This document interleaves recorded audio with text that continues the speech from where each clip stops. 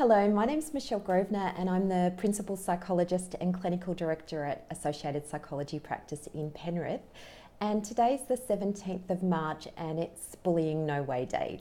And so with that in mind, I wanted to post some ideas for people who are recovering from the effects of childhood bullying. So people who've been bullied as a child or as a teenager often find that they experience high levels of anxiety in social situations, that their self-esteem can be low, and that sometimes they can feel quite depressed.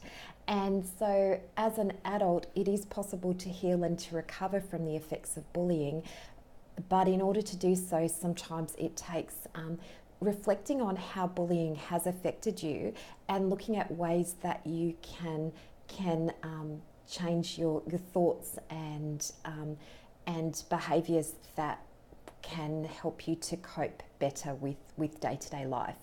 So one of the most common things that people who have experienced bullying as a child tend to struggle with is that often they've internalized the things that the bully has said. So if they've been told that no one likes them, or that they're ugly, or that they're a waste of space, that often they've started to think that way about themselves.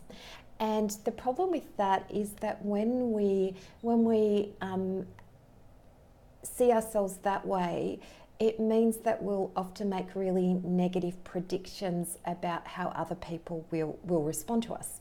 So someone who's been told that no one likes them repeatedly by a bully is likely to, when they're faced with a new social situation, meeting someone for the first time, will often predict that that person won't like them.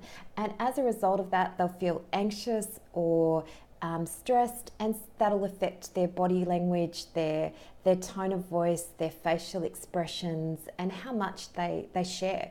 So often they'll have poor eye contact, might appear disinterested in the conversation, but that's because they're quite anxious. And they might not ask questions and might be really reluctant to share even basic information about themselves. And unfortunately, what tends to happen is the other person can then interpret that as a sign that the individual who has that anxiety actually doesn't like them. And so what you end up having is two people believing the other one doesn't like them. And so sometimes things don't progress to form friendships because of that.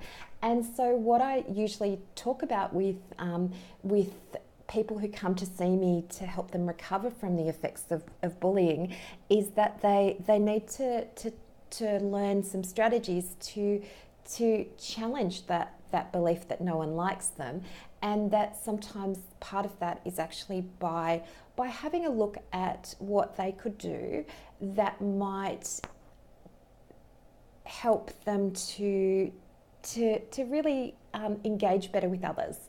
So things like smiling when they meet people, asking open-ended questions, and sharing some things about themselves can help, because often what the people I see will find is that when they change those things, when they challenge that belief that no one likes them, they find out that actually people do respond more positively, and that